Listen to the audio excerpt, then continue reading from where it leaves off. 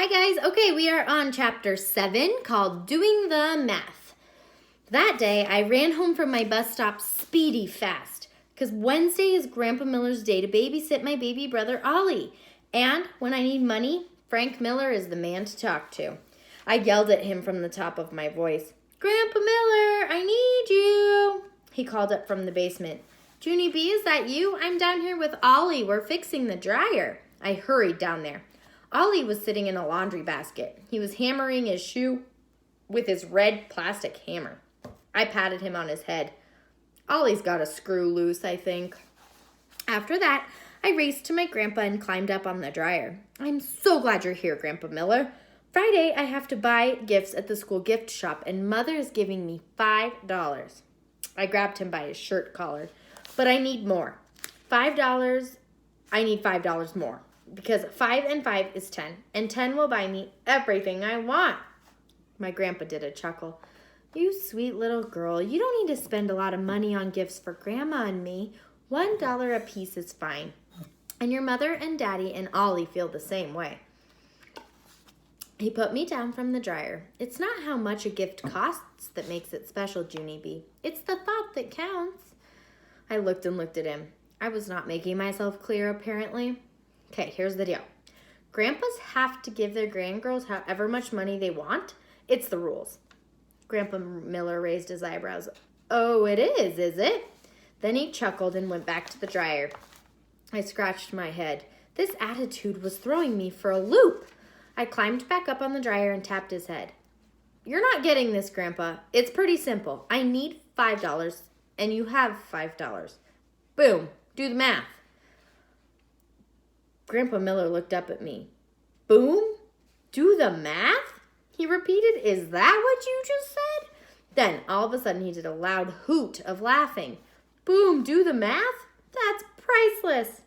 I crossed my arms. Boom, do the math is not a laughing matter. I got down from the dryer very grouchy. "Never mind," I grouched. Then I started to go upstairs, but Grandpa called me back. Whoa, don't walk away mad," he said. I turned around. And wait till you hear this. He was taking money out of his pocket. "You're going to do all right in life, little girl," he said real nice. Then he gave me $5 whole. "Thank you, Grandpa. Thank you. I gave him my biggest hug, and I ran upstairs to tell Philip Johnny Bob. Philip Johnny Bob is my bestest stuffed elephant. I've known him ever since he got manufactured.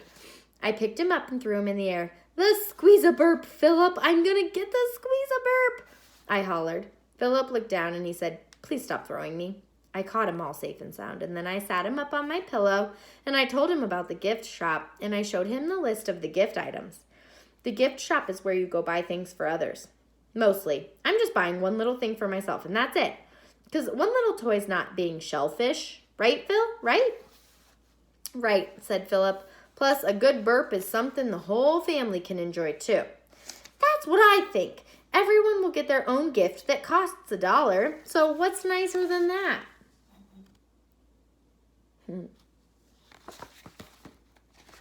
"You're a giver," said Philip. I patted him for that nice compliment.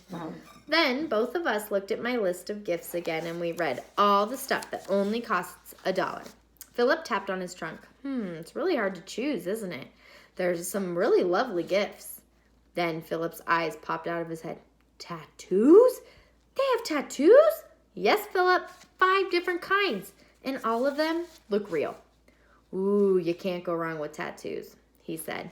I clapped so happy. "I agree. It's all settled, Philip. I'm going to buy everyone their own tattoo, and then that will use up my $10. It works out perfect." Me and Philip Johnny Bob did a high five, and then we flopped back down on my pillow and smiled. Friday's going to be fun, because in the morning I buy presents, and in the afternoon, room 1 gets our Secret Santa party. Philip jumped in the air. "Gifts and a Secret Santa party. What can be better than that?" We flopped back on my pillow again. Then, all of a sudden, I did a frown, because I remembered something important. "Uh-oh," I said. "Uh-oh?" asked Philip. "I forgot about the Secret Santa gift. I have to buy a Secret Santa gift for May." Philip shrugged his shoulders. "So?" he said. So all of my $10 is used up. Where am I going to get the money for May? Philip looked strange at me. From Mother and Daddy, of course. Money for school presents is their job, not yours. I felt relief in me. You're right, Phil. It is their job, and a gift for May won't cost that much. Right, said Philip. Any old gift'll do for May. I shook my finger at him. Hey, that's not a good attitude, mister, I said. Then both of us started laughing, and we couldn't even stop. All right, chapter 8 is called Being Shellfish. Dear first grade journal, I cannot believe this situation. Mother said no more money. Daddy said no more money. They said Grandpa Miller already gave me $5 more, but he wasn't supposed to tell them that. And so, great. Now I have stress in my head. I need an extra buck. I really need an extra buck. Your friend, Junie B., first grader. I closed my journal and I looked all around. Herbert was not writing in his journal. I tapped on his head. Psst, Herb, I need a buck. I really need a buck. I know, Junie B., you told me on the bus, but I don't have one for you. I really don't. He pulled out his pockets to show me. Then he turned back around. I tapped on his head again. Yeah, only I don't really need it now. I need it for tomorrow. So just bring me $1 tomorrow and I'll be your best friend. Herb turned around again. You already are my best friend. I already told you my mother will only give me the exact amount I need for my gifts. She says every time she gives me extra money, I lose it. I rolled my eyes. Mothers, I said. They're all the same. They think us children lose everything, and we don't. Herb nodded. I know we don't. It's ridiculous. After that, he came back and looked in my desk. Can I borrow a pencil? I lost mine. I gave him a pencil. Then I reached across the aisle and I tapped on Lenny. Psst, Lenny, I need an extra buck. Can you bring an extra buck? Huh, Lenny? Please. Sorry, Junie B., but my parents are tightwads. I never have had an extra buck in my life. Jose turned around and nodded. My parents are too. They are muy tacanos. That means tightwads in Spanish. Just then, Snoopy-head May reached across the row, very happy, and poked me with her pencil. Ask me, Junie Jones, ask me. My parents aren't tightwads. I always have money. She reached into her backpack. I have $2 whole with me right now. Want to see? She took out a shiny plastic wallet and, wow, there were $2 whole folded up in there. See? Told you I had money. My parents say I should always have money in case of an emergency. I sat up very perky. What a coincidence, because this is an emergency, May. So if you will just give me one of those dollars, that'll take care of the whole problem. I held out my hand, but May just frowned her eyebrows. Don't be silly. This is for my emergencies, not yours. She started to pull her wallet back. I started to talk my fastest. But you're a giver, May. Remember, you're a giver, and I'm a shellfish. So, if you give me $1, I'll take $1, and that will make sense for both of us. May shook her head. No, my father says that friends never borrow money from each other. I clapped my hands real thrilled. Then that's perfect, because we're not friends. I don't even like you, May. Plus, listen to this. I'm not even borrowing the money. You're just giving it to me, and I'm never paying you back. May made a mad face at me, and then she quick pulled her wallet away again. I slumped way down in my seat, and I tapped my fingers on my desk. I don't get it. That was the best arguing I ever thought of. What went wrong there? Herb turned around. It might have been the I don't even like you, May part.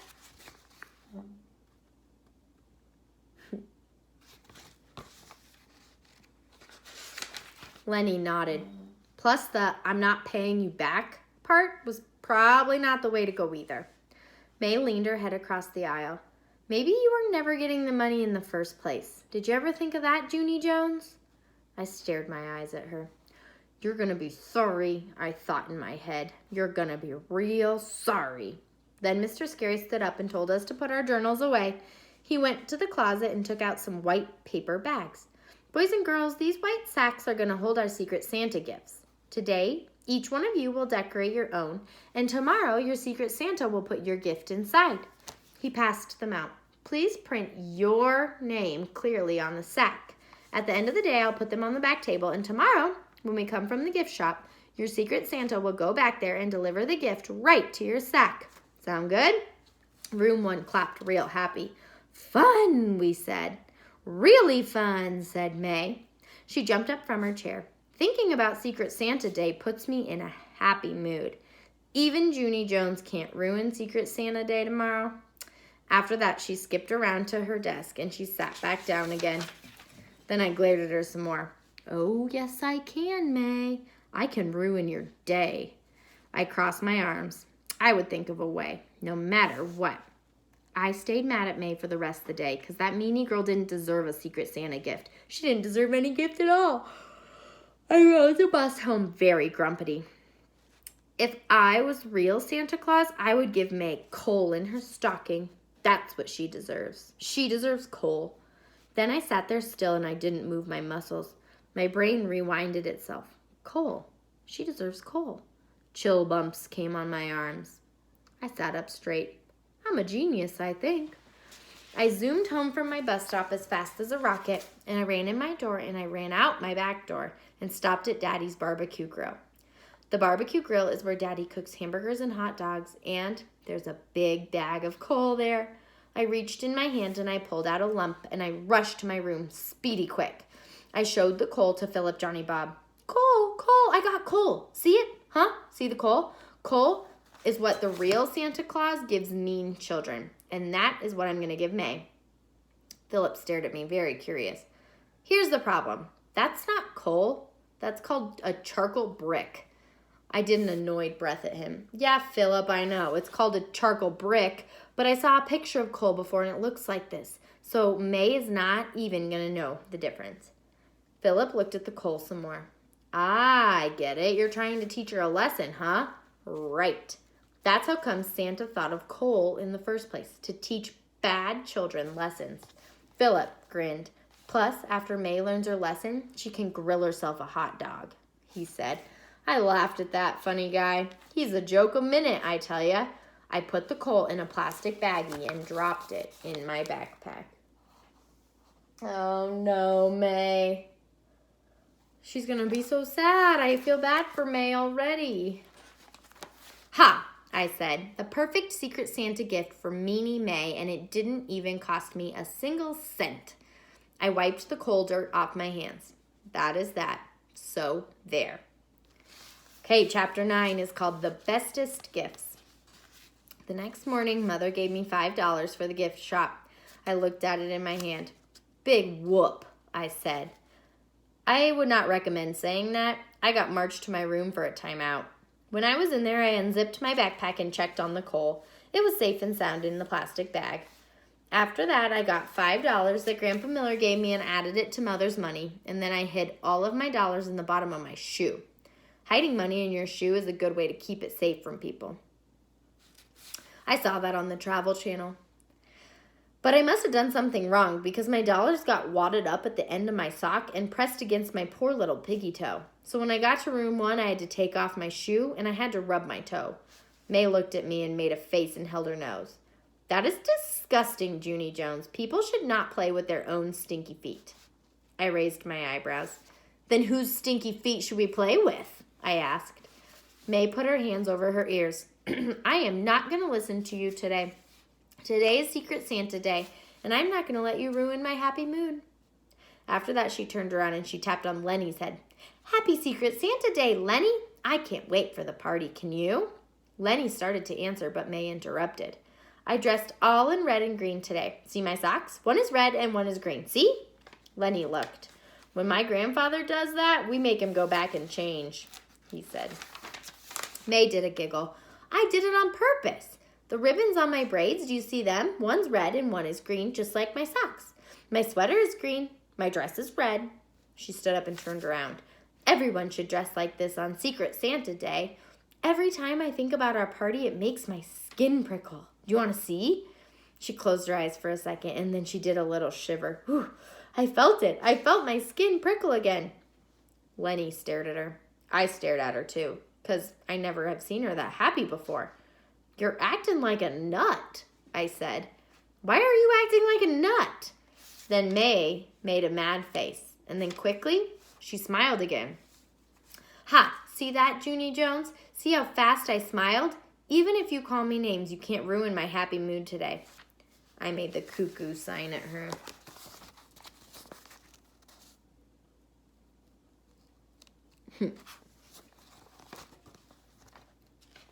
But May just kept on smiling. Pretty soon the bell rang to start school. Mr. Scary took attendance and we did opening ceremonies. Then, hooray, he said it's time to go to the gift shop. I clapped real loud because pretty soon I would have my very own Squeeze-A-Burp, and that is a dream come true. I sprang out of my chair and ran out the door. Yay, I'm first in line, I'm first in line. I jumped up and down and I twirled all around and I skipped to and fro. Mr. Scary said, please settle down, but my feet just wouldn't stop. Mr. Scary finally had to give up on me, and then he held my hand and led us through the room 1 gift shop. I zoomed in the door as fast as I could, and then I ran straight to table 5. But wait till you hear this. There was only 1 Squeeze-A-Burp left. I did a gasp at that situation. Then I quick grabbed it and I hid it in my sweater. And I zoomed to the gift shop lady speedy fast. Quick, hurry, put it in a bag. I don't want people to see me buying this or they're going to call me a shellfish. The lady looked odd at me. I handed her my money and then she put the burp in a bag and no one saw. I hid the bag in my sweater pocket and I walked to really calm to table 1 and I picked out 5 sets of tattoos. And guess what? Everyone in my family got their own special kind. Grandpa Miller got dinosaurs, Mother got dragons, Daddy got pirates, Ollie got kitty cats, and Grandma got a nice variety of swamp animals. She'll love these. There's a swamp animal to match every occasion. Then I skipped over to the gift lady and gave her the rest of my money. She put them in my bag. I smiled when I looked in there. These are the best gifts I ever bought. The gift lady nodded. Yes, she said. Tattoos and a burp. Your family will be delighted. I did a happy giggle, and then I ran to the door of the gift shop, and I lined up to go back to room 1. I'm all done, people. All done shopping, I called out. May walked by me. This isn't a race, Junie Jones. I made a face at her, and then I sat down on the floor, and I waited and waited and waited. Room 1 are the slowest shoppers I ever saw. Then, finally, Mr. Scary said it's time to go back to our classroom. Everyone lined up behind me, and I led them back. We were all buzzing very much, because after lunch would come the party, and the party meant we'd get our Secret Santa gifts. Mr. Scary hurried to the back of the room. Boys and girls, all the paper sacks you decorated yesterday are lined up here on the back table. When I call your name, you will walk back here, and I'll help you find the right bag, okay? Then you'll secretly drop your Secret Santa gift inside and walk back to your desk. He smiled. We don't have much time. We gotta be quick. The rest of you will stay busy writing or drawing in your journals. And remember, no peeking. He called Lucille's name first. She skipped to the front of the room and did a twirl. In case anyone missed seeing my expensive party dress today, she said, here it is. And then she skipped to the back of the room with her gift shop bag. I looked over at May. She was getting out her journal and not paying attention to me. Very sneakily, I reached my hand into my backpack and I pulled out the baggie with the coal inside. Then I bent over very secret and I dropped the coal in my gift shop bag. The plastic made a crinkle sound. May turned her head to see. I smiled. She was too late. The coal was ready to go. All right, tomorrow we'll finish the book.